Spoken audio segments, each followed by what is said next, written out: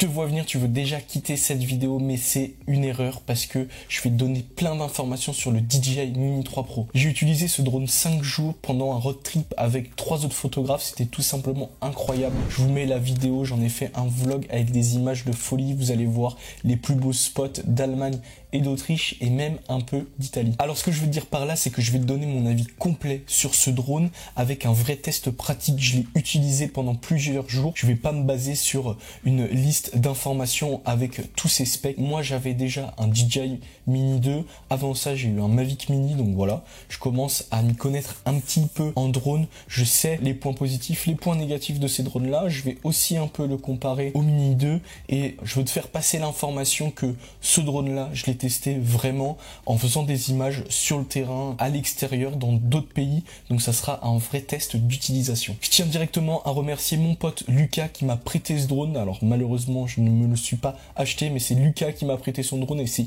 hyper gentil parce que il fallait me faire confiance. J'ai divisé cette vidéo en deux parties. Dans la première partie, on prend tous les points positifs et vous allez voir qu'il y en a pas mal. Et ensuite, on va parler des points négatifs parce que vous l'avez vu dans la miniature, ce drone, il m'a quand même un petit peu déçu. On commence avec les points positifs et son atout majeur, son poids de 249 grammes. Je vais pas le répéter dans chaque vidéo, mais c'est hyper important au niveau de la loi. C'est un atout majeur et pour la loi et pour le côté pratique parce que 249 grammes, je vous assure que je l'ai eu dans le sac à dos. Et contrairement à mes potes photographes qui, eux, avaient un Mavic Air 2S, et bah, c'est quand même plus lourd et ça se ressent si on fait des randos un peu plus longues. Le Mini 3 Pro avec les 3 batteries, le hub de chargement et la radiocommande, je vous assure que c'est vraiment très léger. Vous pouvez faire de très longues balades et puis vous pouvez l'emporter partout. Moi j'étais habitué avec ce Mini 2 et ça change pas mon habitude et cette praticité, je sais pas trop si ça se dit, mais en tout cas c'est un drone qui est hyper pratique, qu'on peut emmener partout et c'est tout bête, mais imaginons que vous êtes en famille, vous voulez aller vite fait au bord de la plage, évidemment vous voulez faire voler le drone à un endroit où vous avez le droit et vous voulez y aller en prenant simplement la petite pochette et ça prend vraiment pas de place et c'est léger. On passe au deuxième point positif et c'est les capteurs d'obstacles. Alors ce point là il est un peu coup-ci coup-ça pour moi, j'en suis plutôt content, c'est pratique quand même d'avoir des capteurs d'obstacles, surtout en dessous parce que en dessous le capteur d'obstacles il permet d'avoir une meilleure stabilité quand on se rapproche du sol et à l'atterrissage, donc c'est plus safe, c'est beaucoup mieux. À l'arrière c'est bien aussi parce que quand on fait un travelling vers l'arrière, eh ben on ne sait pas ce qu'on a derrière, même si on doit le savoir, on doit le vérifier des fois, on ne sait pas ce qu'on peut avoir, on peut avoir un arbre, un mur ou autre chose, et là ça sert à quelque chose. Les capteurs à l'avant, pour moi ils servent pas à grand chose, vous allez le voir, je vais vous en parler un petit peu après, mais en tout cas, voilà, c'est un point positif parce que c'est mieux de l'avoir, mais c'est pas extraordinaire. J'aurais préféré avoir des capteurs d'obstacles sur les côtés parce que quand on fait un travelling sur le côté, ben on voit pas forcément ce qu'on a sur le côté comme à l'arrière. Troisième point positif, et c'est une petite révolution avec ce drone, c'est la caméra qui tourne au format vertical, c'est-à-dire qu'on peut mettre la caméra au format vertical et au format horizontal. C'est vraiment hyper pratique et c'est le must pour les réseaux sociaux. C'est vrai que c'est beaucoup plus simple de faire des images pour les réseaux sociaux. On a notre format qui est directement mis et pour les créateurs de contenu sur les réseaux sociaux, bah, c'est parfait. On n'a pas besoin de recadrer et en plus on a la meilleure qualité d'image dans ce format. Et on a un point positif dans ce point positif, c'est-à-dire que la nacelle elle se tourne, mais en plus c'est facile d'utilisation. On aurait pu peut-être avoir peur que ça soit compliqué de changer le sens de la nacelle, mais là vous appuyez sur un bouton et ça se fait peut-être en une seconde et vous avez directement l'image. Alors le petit point négatif, c'est que quand on tourne la nacelle, et évidemment sur notre application on a notre vue qui tourne, on l'a au format horizontal et comme notre téléphone ou notre radiocommande, la RC classique, elle est en mode horizontal, et bien on a le mode vertical et on voit très mal dedans. Alors peut-être que DJI devrait insérer un zoom directement dedans pour qu'on voit exactement ce qu'on prend et qu'on puisse dézoomer, zoomer juste dans notre application, hein, pas dans notre format et pas que ça soit le drone qui le fasse, mais dans notre application pour que ça soit un peu mieux. Et c'est vrai qu'il y a des moments, si on est loin, eh bien on voit pas très bien ce qu'on fait, donc c'est pas le plus pratique dans ce cas-là pour vraiment cadrer au mieux. Alors même si c'est super de pouvoir tourner la caméra dans les deux formats, le côté négatif je trouve c'est qu'on est obligé de refaire le plan deux fois si on le veut au format vertical et au format horizontal. Alors qu'avec un Mavic 3 on a une telle qualité qu'on zoome directement et puis de toute façon la nacelle se tourne pas, donc on zoome dans notre format horizontal, on a notre format vertical et on n'a pas à faire le plan deux fois. Alors que là avec ce Mini 2, si on veut le même plan au format vertical et au format horizontal, on est obligé de faire le plan deux fois et c'est un peu le côté négatif, mais bon, on va pas se plaindre, on a la possibilité de faire ça, donc Voilà, c'est vraiment, j'essaye d'analyser et de vous donner vraiment mon avis sur le terrain, comment ça se passe. Et c'est vrai qu'à un moment, on se dit, ah bah tiens, je pourrais le prendre au format vertical. Je le prends dans mon format vertical, mais mince, dans mon autre vidéo, je dois le faire au format horizontal, donc je suis obligé de retourner au point de départ, là où j'étais, et de refaire le plan.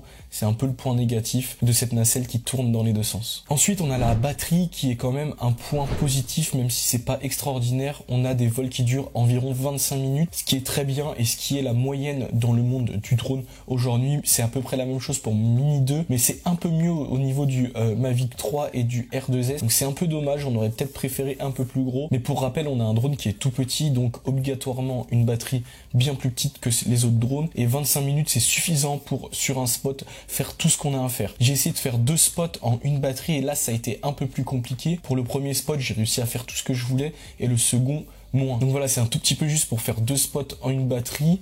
Peut-être que 30 minutes aurait été encore mieux, mais bon, on en demande toujours plus. Et pour rappel, quand on prend les drones d'il y a 2-3 ans, et ben ça tenait bien moins longtemps. Sur ce DJI Mini 3 Pro, on a le log et c'est une super chose. Alors même si le format ne s'appelle pas log, c'est le même style, ou en tout cas, on a un format colorimétrique sur le drone directement qui s'apparente à du log, et pour derrière faire notre colorimétrie, c'est parfait. Alors la colorimétrie, c'est quoi? Je pense que vous l'avez deviné par le nom pour ceux qui savent pas, et bien c'est la couleur de notre image, c'est les couleurs, l'exposition, et là on va avoir un profil tout flat, ça veut dire qu'on a moins de contraste, moins de saturation, donc notre image nous paraît toute terne, comme s'il y avait un voile dessus, mais après derrière dans notre logiciel de montage, on récupère toutes ces informations, et ces informations là, on les traite comme on veut, donc on peut donner un style plutôt vert, ou plutôt jaune, ou plutôt violet, enfin on donne vraiment le style qu'on veut, et c'est bien plus facile, et en plus de ça on gagne en qualité, parce que dans les hautes lumières, on a plus d'informations, et dans les basses lumières aussi, c'est-à-dire que dans nos ombres, les endroits les plus noirs de notre image,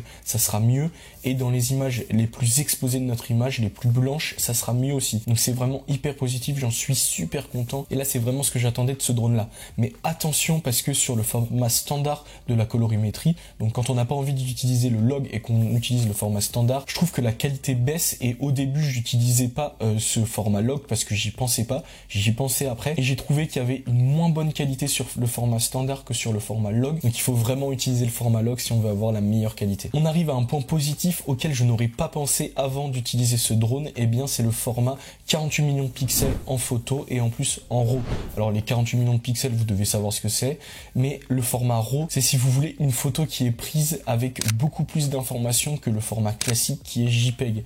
Donc là c'est vraiment bien mieux, parce que on récupère beaucoup plus d'informations, et à la retouche derrière c'est toujours pareil, on peut faire vraiment ce qu'on veut, et je vois vraiment la différence avec le Mini 2, et j'ai vraiment pu me faire plaisir avec ce drone là en photo, surtout qu'en plus on a combiné le format portrait de la nacelle, et ça c'est plutôt cool. On arrive à l'avant-dernier point positif, c'est la transmission. Locus Sync 3.0, ça marche très très bien, on le sait, et j'avais déjà sur le Mini 2 Locus Sync 2.0 qui était vraiment super, et là le 3.0, bah, normalement ça marche mieux, mais ça marche très bien, moi j'ai jamais eu de soucis, pourtant je suis allé très loin et très haut.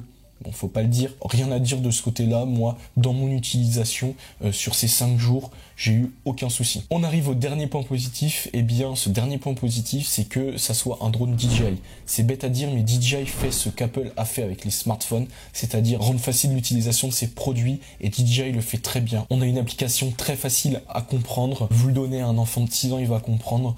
À une personne de 50 ans, elle va le comprendre aussi, c'est très facile. Alors si on va dans les paramètres, après c'est un peu plus compliqué, mais tout se fait facilement. La radiocommande se connecte automatiquement au drone pour les smartphones. Il y en a beaucoup qui sont compatibles avec l'application DJI, donc c'est le gros point positif de ce drone. Et en plus de ça, on a maintenant des radiocommandes qui sont compatibles avec plusieurs drones, et inversement, donc si vous avez plusieurs drones, je sais pas, un Mavic 3, un Mini 3 Pro, vous pouvez utiliser une seule radiocommande, et ça c'est vraiment pratique que DJI ait mis ça en place. Alors je vous ai menti, parce qu'il y a encore d'autres points positifs sur ce drone, évidemment il y a plein de choses dont j'ai pas parlé, mais ça, toutes ces choses là que je vous ai dit avant, c'est vraiment des choses que j'utilise, c'est-à-dire que c'est les bases du Mini 3 Pro, et c'est vraiment ce qui est ressorti pour moi le plus important. Ensuite, je voudrais parler quand même du point positif de la 4K à 60 images par seconde. Voilà, je vous ai pas parlé de qualité d'image parce que je pense que vous le savez. Juste avant, on a moi j'utilise tout le temps la 4K en 25 images par seconde. Là on a de la 4K jusqu'à 60 images par seconde. C'est positif si on veut faire du ralenti. Moi je l'utilise jamais. J'ai pas l'impression que pour les drones ça soit vraiment important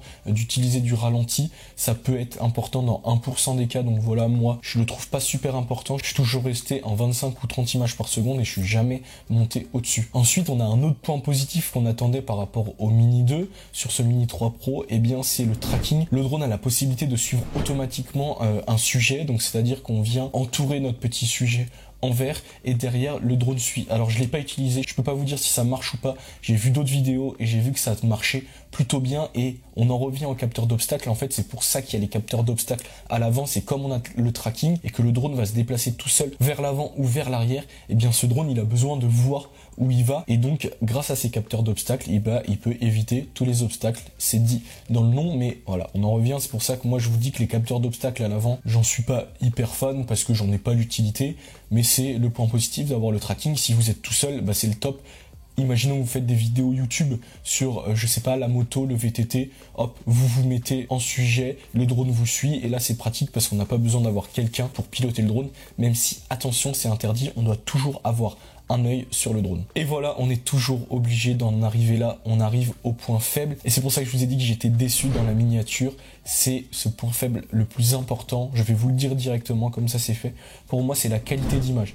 Alors attention, je dis pas que la qualité d'image est pourrie sur ce drone, loin de là, elle suffit largement pour beaucoup d'utilisateurs, mais j'étais un peu déçu quand les conditions de lumière et de luminosité baissent, c'est-à-dire pour les levées de soleil, les couchers de soleil. C'est un peu plus compliqué sur ce drone, c'est normal, c'est un petit capteur, même si ça ouvre à f1.7 et vous allez le voir, c'est un problème après cette ouverture, mais pour cette qualité d'image j'étais un peu déçu. En fait je pense que je m'attendais à bien plus. Pour quelqu'un qui prend le drone directement, on va se dire waouh, la qualité d'image c'est vraiment fou, mais moi qui suis habitué au Mini 2, on est déjà sur une très bonne qualité d'image. Le Mini 3 Pro fait encore mieux, mais je m'attendais à encore un peu mieux.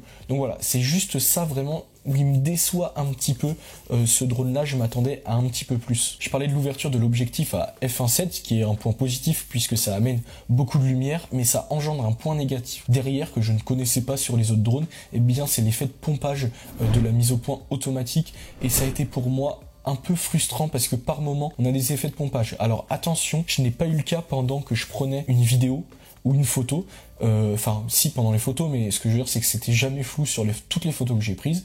Je dis pas ça, mais pendant que j'utilisais le drone, je me déplaçais, par exemple pour aller à un autre spot et faire mon plan, mais que je ne filmais pas, et bien j'avais cet effet de pompage, j'avais l'impression que le drone, voilà, il réfléchissait tout le temps, mais il réfléchissait un peu mal parce qu'à un moment c'était flou, ça redevenait net, c'était flou, ça redevenait net, etc. C'est un peu le point négatif, alors même si ça gêne pas, puisque ça me l'a pas fait pendant la vidéo, c'est un peu chiant, voilà, que ça soit flou par moment, et puis ça pompe beaucoup quand même. Donc la solution peut-être c'est de se mettre en mise au point manuelle, puisque de toute façon en drone normalement notre mise au point elle bouge pas, on est toujours très loin de notre sujet et de ce qu'on va prendre en vidéo ou en photo. Dernier point négatif, il est pas sur le drone mais sur la radiocommande. J'avais la DJI RC quand Lucas m'a prêté le drone, donc c'est plutôt cool. Je m'attendais aussi à plus de cette radiocommande là, j'ai pas été ultra conquis parce que j'ai trouvé qu'elle réfléchissait beaucoup plus qu'un smartphone. Je pense que c'est moins puissant qu'un smartphone, et quand on lance l'application, quand on prend une vidéo, une photo, elle met plus de temps à réfléchir et c'est un peu plus gênant je trouve pour moi.